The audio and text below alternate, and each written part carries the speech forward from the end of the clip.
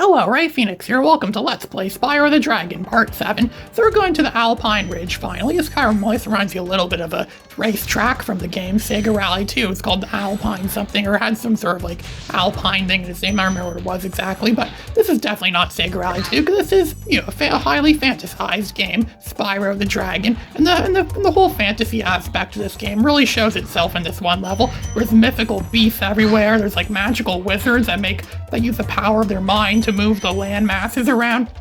They can make stairs move up and down, up and down. Wonder how much power it takes for them to just keep it at a slope. That way you should just make it just a slope, always like an inclined plane slope. That way Spyro can never run up it or never get up it. So Spyro can't get through the level. A nasty Nor could give that guy a major promotion. But of course, just like any enemy in pretty much any game ever made, they're always dumb. They're always gonna turn their back on the main hero to allow the main hero to kill them. So the main hero could ultimately progress in his quest to defeat the main villain, which is exactly what we're doing in this game. This game is one of my favorite music tracks in the entire game. It's one of the first things I ever downloaded from a website I went to. I'm trying to remember what it was called. It was some video game music website where you could download songs from hundreds of different video games. I think it eventually got shut down, but the first test I ever did was when I downloaded the Alpine Ridge theme from the original Spyro, and that was back when I was using my Samsung Galaxy Tab 2 tablet back in 2013. When I would use that tablet a lot to pretty much play all my music. That tablet actually was my main computer for 4.5 years, where I would use it to play music and go on YouTube and watch videos and stuff like that. But I don't really need a tablet much anymore. I use a tablet when you have a PC and a phone like what I have now. I didn't have an up-to-date PC at the time. I didn't even have a phone back in those days. So tablet kind of was my computer, my phone pretty much. But now I just have a PC and a phone. So there isn't really much use for a tablet anymore. It's never really great at gaming. What do you expect for a tablet? Tablets were never really intended for gaming anyways. Same with phones, but I managed to emulate PS1 games, 100% perfectly fine. And I plan on making videos eventually on the A53, the Samsung Galaxy A53 versus the A04. And I would like to upload these videos in addition to YouTube. I'd like to upload them to another, well, if it works, I'd like to upload them to a new, well, it's not really new, but it's another video sharing website I was introduced to a few days ago. It's called Rumble.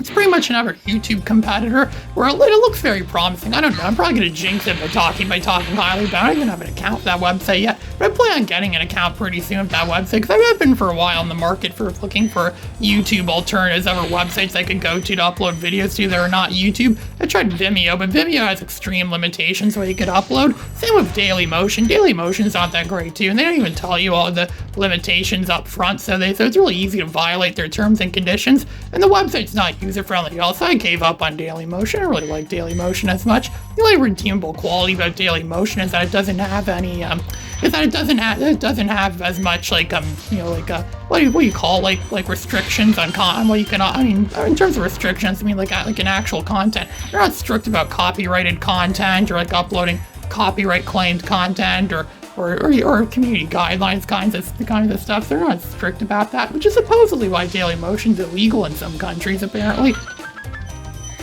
I don't know. So far, as of now, the only website I've ever used that's really good for uploading YouTube videos that's not YouTube is archive.org. I back up all my videos to archive.org because that's the point of the website. It's archive.org. It's for backing up and archiving and big data to prevent it from becoming lost media. So none of my YouTube videos will ever become lost media, because lost media is a really big topic on YouTube right now. I watch tons of videos all the time on lost media and about people that go to extremes that go to extremes in searches in terms of contacting people and trying to find where things where old shows or movies or stuff went to. I think it's really good these dedicated people are all doing all they can so we could preserve lost media, so lost media will never be truly lost. And so that includes YouTube content too.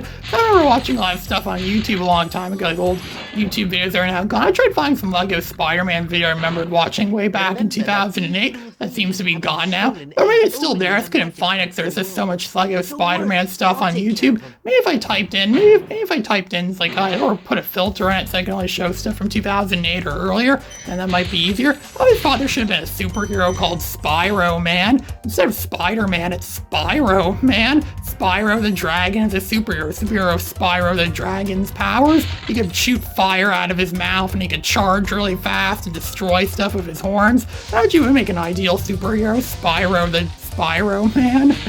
That sounds pretty good. I always used to think about, what if PS1 games can cross over with each other? Imagine the Spider-Man video game from 2000 can cross over with Ape Escape and Spyro 2. That would be an epic crossover. Something that seems impossible, but again, people thought all kinds of crossovers could have been impossible, like Looney Tunes characters meeting Disney characters and Who Framed Roger Rabbit, and that actually did happen in Who Framed Roger Rabbit. We all thought it would never be possible for all the Marvel characters to meet on screen, but that apparently did happen, so I don't really think any crossovers are really impossible these days. I think everyone has a dream crossover. We know Chris Chan's dream crossover was Sonic the Hedgehog and Pokemon coming together. I think a lot of people had same dream crossover as well too. And some of my other crossovers I want to happen. I always wanted there to be a Spyro and Jumping Flash crossover. Imagine that, Jumping Flash mixed with Spyro. I'm still trying to learn how to code or I would like to learn how to eventually code a Jumping Flash-like game, so I can make like the sole successor to Jumping Flash, like a hybrid of Jumping Flash and Spyro. I don't really care if someone steals that idea, and it seems like an obvious idea, and it seems like an obvious idea, and I know nothing about making games, so yeah, I guess if a game maker ever heard me say that and they wanted, ideas for a game, they're very welcome to take my idea. See how this game 39% complete right now? We're almost 40%, 39% complete! That's almost 40% complete! That's like that joke from Good Burger. I almost saw Good Burger 2. Well, I actually saw Good Burger 2 on DVD at a store I visited a few weeks ago, and I'm pretty sure it was pirated because it came in a very flimsy, plasticky case, like a thin plastic bag case. And it had a lot of other things I didn't think existed on DVD, like that new Willy Wonka movie or whatever it's called. And there was also that Obi-Wan Kenobi show from Disney Plus was there, and there was like Disney Plus shows there. There was that new Marvels show, whatever it's called, or I'm not sure if it's a show or a movie on Disney Plus, and that was all there. I'm pretty sure it's pirated for people that don't have Disney Plus or something like that. And there's actually selling them at a store. Same store you could buy Kool-Aid packets from, because Kool-Aid packets are actually kind of rare these days, or becoming less and less common. I think they discontinued them officially, but this is one of the only store you could ever buy. You could really buy Kool-Aid packets from that I know of. I remember 2 years ago I went there and I bought a lot of them, and then I had Kool-Aid for nothing but 3 weeks on end, drinking nothing but Kool-Aid, overdosing on Kool-Aid. And again, Kool-Aid's a rare rarity. I always forget that drink exists a lot of the time. It was a big part of what I drank as a kid. A lot of stuff I drank as a kid consisted of Kool-Aid. And then it kind of just faded into obscurity and I completely forgot about it. But now it's something I remember every time I go to this. It's not even a convenience store, it's called a discount store. They sell different types of bars. They have this weird chocolate for candy bar there called Payday. In theory, it should cost whatever its price is, like $2 or so. So when you buy it, you're actually getting $2. It's called Payday, right? So if a chocolate bar is called Payday, that must mean you get paid to eat it then. I wish I could get paid to eat something, or paid to play games, or paid to, do the stuff that I do, because some people apparently do that. So this levels are, this Alpine Ridge, I actually got 100% complete in a pretty quick amount of time. In under 10 minutes, I got this whole level 100% complete. I'm not sure I've done it before. That's a level where I usually get stuck on. I remember being stuck on Alpine Ridge for years as a kid, and it took me like 2 or more years for me to find out and get absolutely everything in Alpine Ridge. These are where we start to get the levels where you really get lost. You have to do nothing but run around them for hours on end, like a maniac not knowing how to get anything. There's still quite a lot of gems in this homeworld, and there's another thief there running around really fast. A thief. Of course, no thief is too fast for Spyro and his flame breath. I think we recovered like 8 of the eggs now, 8 out of 12 eggs, and I have the game 40% complete. We're really making a lot of progress in this game. There's more gems there. That's free gems right there. More gems. And I'm also glad, too, when people leave comments in my YouTube videos asking me questions I haven't really thought of before. Like, what do gems taste like? I'm not sure what gems would taste like. I don't know. Or red gems. Specifically about red gems. Imagine red gems might be cherry flavored, maybe, or apple flavored. I've come to think of it now, I think there was a candy, actually, that looked like gems or something like that. I forget what it's called. And there's Fruit Gushers. Fruit Gushers also look kind of like gem-like. And they're loaded with some overly tasty flavor crystal juice or something like that on the inside of them. I used to love Fruit Gushers. Of course, my mom would never let me have those because they would just add more constellations on my face. So she would never let me eat anything that adds to the constellations, create new ones on my face. I'm still coming up with names up to this day.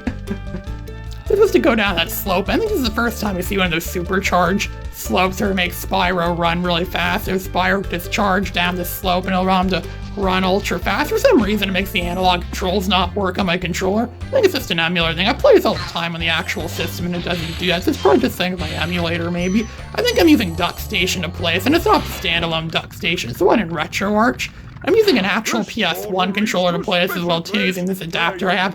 Allows it to connect to a PC, and if I further go for USB, if you put the USB to USB Type-C adapter on that, you can even use it on a smartphone, which is what I do a lot now for playing emulated games on my phone. So it's another flight level, Crystal Flight. It says right in front of us, the Crystal Flight, the flight of crystals. Apparently we're going to fly around through crystals, apparently, or throw crystals in the air and catch them. Crystal Flight. So it implies that this level might be made out of crystal, because there are crystal-themed levels in later Spyro games, but this one doesn't really seem that much crystal-like. There's air, there's planes, they're the same things we used to fly through before. It just looks like simply another variation of what we saw in the first two worlds. Every world in this game has, I think, only one of these flight levels where we fly around. So it comes like a shooting gallery. Also, this could also be a carnival game almost. There actually are carnival games in Spyro's 2 and 3 that actually do stuff similar to this, but it's mostly based on like hit the targets or shoot the targets or dodge stuff or hit targets, even Ratchet and Clank and stuff like that too, which I'm not really that surprising. A lot of games kind of have stuff like this. Spyro, the carnival game. Some people talk about bringing arcade machines to a carnival and using them as like sideshow attractions or something like carnival games that were arcade games that had the sideshow thing. So I've never actually seen those myself, but again, I don't really see much arcade machines around anymore anyways, because they're kind of a dying industry, a dying breed, something that future generations of kids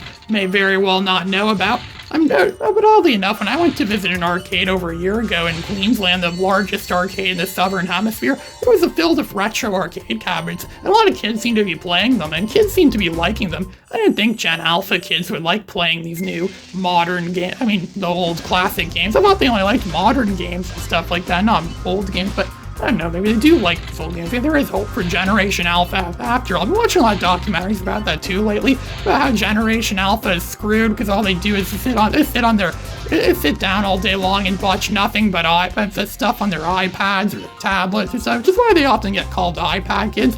I really wouldn't mind that much if they watched my videos. If they watched my videos all day, every day, it wouldn't be such a big problem. But they don't watch my videos all day, every day, and that's why it's such a big problem. So sometimes I don't get as many views as I deserve, because I deserve tons of views.